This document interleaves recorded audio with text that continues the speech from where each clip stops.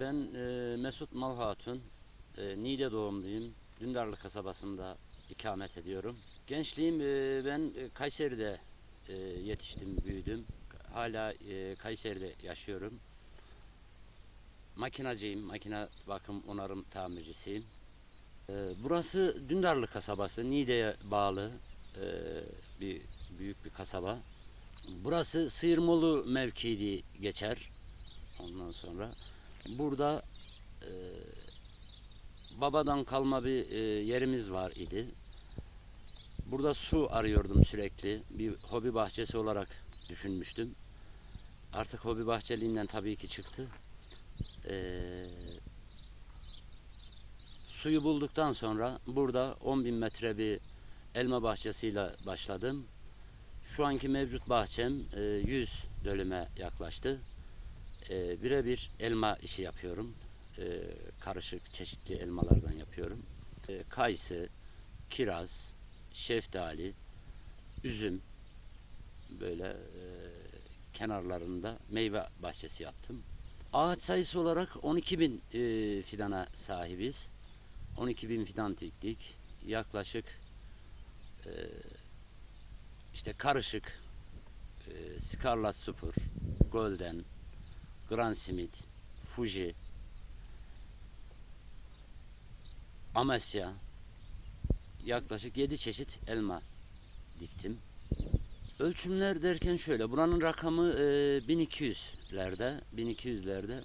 Bu bölge her yerde değil ama bu bölge elmaya çok daha elverişli. E, Hava açısından güzel, havadar, yayla havası yüksek. Elmada hastalık çok fazla olmuyor. Bu şekilde burada elmacılığın ve kirazcılığın olabileceğini düşündüm.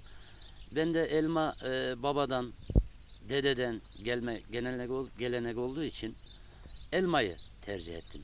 Bu işi aile şirketiyiz, evet. Çocuklarım, ailem, babam, annem hep birlikte yapıyoruz. Ben bu işe 7 yıl oldu başlayalı ama profesörce yapıyorum, yani profesyonelce yapıyorum. Takım, ekipmanlarım hepsi profesyonelce yapıyorum.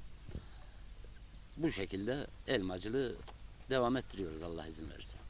Örneğin bir çapa makinası diyelim. Bir çapa makinası el gücüyle değil de makine gücüyle, yani büyük çiftçilerimiz için, büyük elma yetiştiricilerimiz için otomatik çapa makinesi çok önemli bir şey. Ama hobi bahçeciliği yapanlar için o bir ekipmana gerek yok. Sulama işini full damlama sistemi yaptım. Damlama sistemiyle suluyorum gördüğünüz gibi. İşte kuyularımız var. Bura 50 metreye uzunluğu, 25 metrede eni, 15 metrede derinliği. Ben burayı yine babadan kalma su aradığım dediğim dönemlerde yaptığım bir olay. E, Bahçe sulamasını buradan yapıyorum. Bahçelerimin sulamasını buradan yapıyorum. Bu yer altından yüz suyu dediğimiz bir su sürekli doluyor. Benim de bahçe sulamalarımı karşılıyor. Yaklaşık bu kuyu gibi 3 tane daha kuyum var. Ederle, yani kepçe dediğimiz olayla kazdırdım ben buraları. Bu şekilde bir su buldum. Derin su var mı? Sonta vursak su var mı? Var. Ama meyvelere direkt kuyudan çıkan suyu verdiğim zaman, derin kuyudan çıkan suyu verdiğim zaman meyvelerde şey oluyor. Nasıl diyeyim? Stres oluyor. Onu da denedik. O kuyum da var. Onu kapattım. Onu çalıştırmıyorum. Ama burada su sürekli dinlendiği için meyveler çok güzel bir sulama yapıyor. Sertikolarının, buranın bu suların içilir raporları var. Bizde mevcut. Çok sert bir suyu yok. Yumuşak bir su. İçilir olan bir su. Zaten çok şey ettiğimiz zaman sürekli içimi de buradan kullanıyoruz. Ayrı bir pınarım var orada. Oradan içiyoruz suyumuzu da. Pompa sistemim sulamada ana benim hatlarım dörtlüktür. Dört alıyor. Motorum buradan 4 alır kuyudan. 4 de sistemime basar.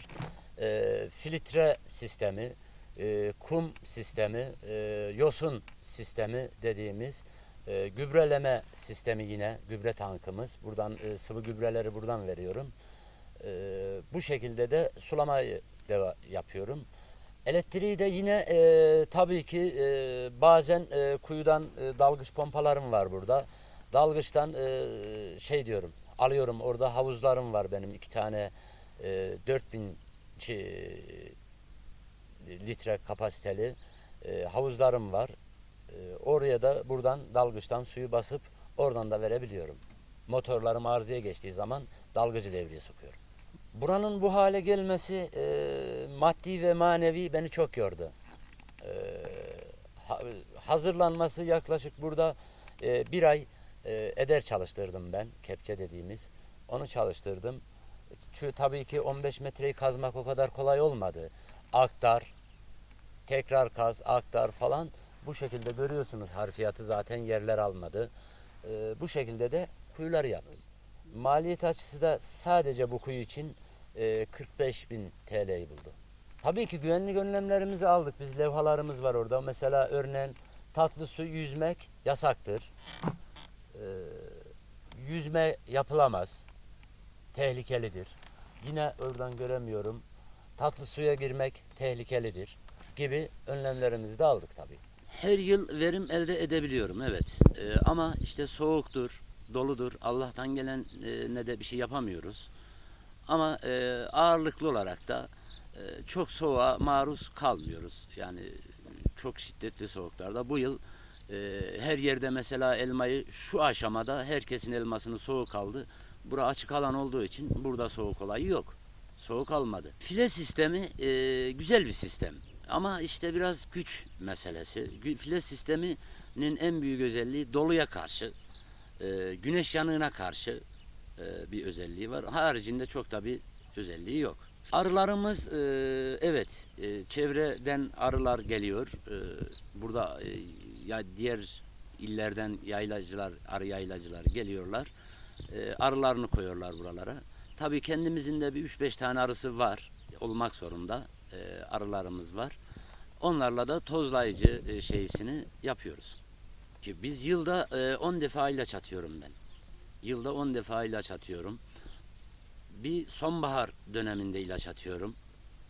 Elma aralarında işte kabukların aralarında kalan lavraları öldürmek adına, bordo bulamaç gibi buna benzeri ilaçlar. İlkbahar döneminde bakır atıyorum.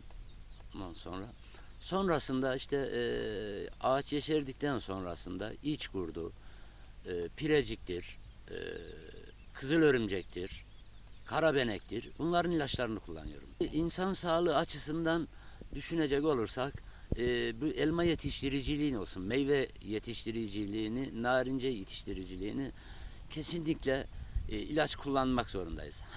Kullanılmaz mı? Kullanılmaz. Kullanılmaz. Ama bu haşeri böcekleri bundan başka biz neyle çözeriz bilmiyorum. O tamamen bize verilecek bilgiler doğrultusunda olmalı. Öyle de bir bilgiler verilmiyor. Bize işte iyi tarım uygulaması, evet, bu bahçelerimin hepsi iyi tarım uygulaması, ama yine de ziraatın verdiği bize ilaçlar tabii ki kimyasal ilaçlar. Çok şey olarak düşünmüyorum. Benim gönlüm doğal olmasını istiyorum. Ama o ben organik olarak düşündüm. Bu sefer de insanlarımıza pazar açısından kurtlu olduğunu, onu da yaptım ben. 2 yıl onu da yaptım. İstikrarlı bir pazar sağlayamadım. Benim gönlüm her zaman doğaldan yanadır. İnsanların doğal yemesi benim için vazgeçilmez bir olay. Ama organik olayında pazar. Pazarı bize oluşturmadıkları sürece nereye giderseler gitsinler kimyasalı her yerde kullanacaklardır. Toprak analizlerini ben 3 yılda bir yaptırıyordum daha önce, ama şimdi her yıl yaptırmak zorundayım. Antalya Laben diye bir firmamız var. Orada yaptırıyorum toprak analizlerini. Çok güzel de şeyler elde ediyorum. Bu analizleri yaptırdıktan sonra meyvelerimde daha güzel gelişimler, daha güzel olgunlaşmalar sağladım. Şu anda meyvelerimiz çiçekten çıktı. Çağla dönemi dediğimiz bir dönemde. Bundan sonraki aşaması zaten büyüme, yetişme, seyretme aşamalarına geçeceğiz Allah izin verirse. Aralarını ben sürekli çapalıyorum. Nasıl çapalıyorum? Otu biraz büyütüyorum. Otlar büyütmek zorunda. Büyüdükten sonra biz bunu yeşil organik gübre olarak değerlendiriyoruz. Büyüdükçe çapalıyorum.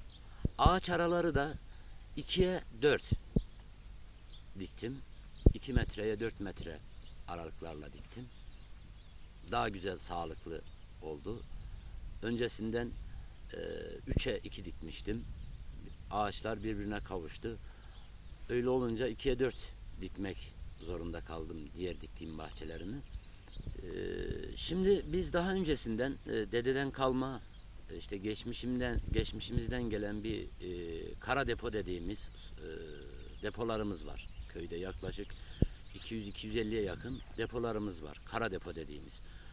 Daha öncelerinden elmalarımızı biz burada saklardık. Hala da saklıyoruz. Doğal, güzel, kendi havasıyla hiçbir şey olarak mekanik olarak çalışmayan kara depolarımız var. Sürekli burada saklıyoruz elmalarımızı. Son 3-4 yıldır da köyümüze soğuk hava depoları yapıldı. 2 adet şu anda mevcut soğuk hava depolarımız var. Şu anda %50'si çiftçimizin, elma yetiştiricimizin soğuk hava deposuna koyuyor. %50'si de mevcut olan kara depo dediğimiz, ambar dediğimiz ambarlara koyuyoruz. İhracatımız yok.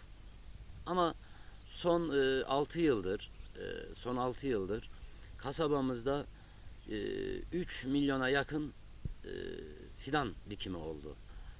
Çok da güzel bahçeler yetişiyor şu anda. İnşallah bizim gibi girişimci çiftçilerimiz, bizim gibi girişimci elma yetiştiricilerimiz olursa ihracat talepleri evet var. Kaliteli ürün istiyorlar. Kaliteli meyve istiyorlar. İnşallah kaliteli yetiştirmek. Bizim derdimiz insanlara güzel ürün, meyve sunmak.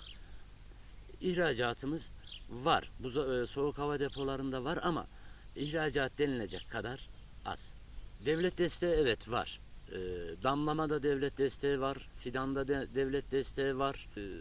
Sulamada yine devlet destekleri var. İnsanların zaten kasaba halkımızın çoğu da devlet destekli yaptırıyorlar. İmkanı olanlar tabii kendileri yaptırıyorlar. Bu şekilde devam ediyoruz. Bundan ben bahçeyi yapmadan önce kasabamızda bu kadar meyvecilik geniş değildi. Ben bahçeyi yaptıktan sonra bir nevi teşvik ettim insanları. Yaptılar. Dedim ya 3 milyona yakın fidan dikildi köyümüze. Kasaba halkımızın bundan inanın haberi yok. Sırf devlet bir fidan dağıttı. 1 milyona yakın fidan dağıttı. Ve bunlar dikildi. Kendi imkanlarımızla aldığımız fidanlar dikildi. Benim hesaplamalarımda 3 milyona yakın fidan dikildi. Ve bu bahçeciliği yapmak isteyen, ben kendi şahsım adına konuşuyorum. 7 yıl öncesine kadar elime kürek bile almamıştım. Bu meyvecilik, elmacılık yapılabilir. Teşvik edilebilir.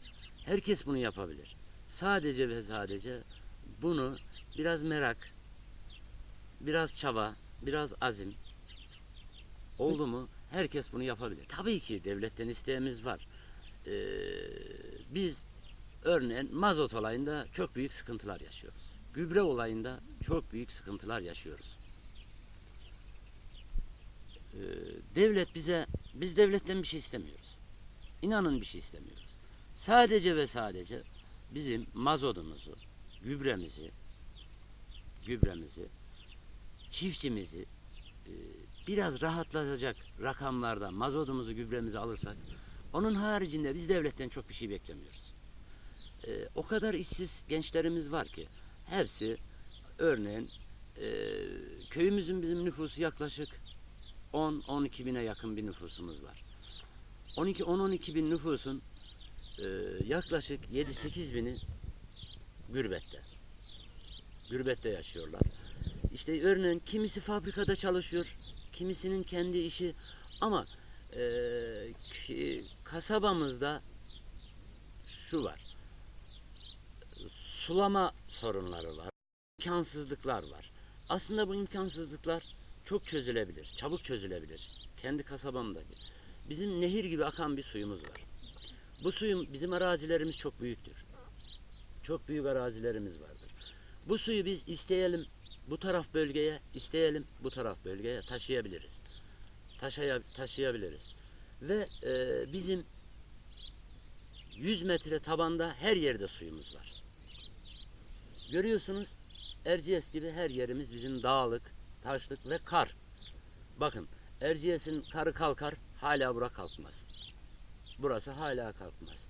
Onun için gençliğimizin önünü aşmıyoruz. Aşarsak, örneğin şurada en gariban insanının 5 dönüm arazisi var. 5 dönüm arazi sulu olmuş olsa 5 dönüm araziye yaklaşık 800 bin fidan gider. Bu da bir aileyi çok rahat geçindirebilir. Gençliğimiz sadece karamsar. Gücü yetmiyor değil. Su sıkıntıları yaşadığın. Oysa hiçbir yerde olmayan suyumuz var bizim burada. Ama değerlendiremiyorlar. Değerlendiremiyoruz. Gibi. Nedenler çok aslında. Gençliğe ben diyorum ki kendi imkanları olan yapsın. Bu işin önü açık. Meyveciliğin önü açık. Bizim kasabamızda en güzel şekilde elmacılık, bildiğimiz iş. Bunlar çok güzel yapılabilecek iş. Bunu 10 yaşında çocuğumuz da bilir, 70 yaşında dedelerimiz de bilir. Elmacılık bizim temelden gelen bir meslektir. Gençliğe ben şunu yine tekrar söylüyorum. Bu işler yapılabilir. Biraz azim, biraz sabır olursa kendi kasabamdaki gençlik bunu yapabilir.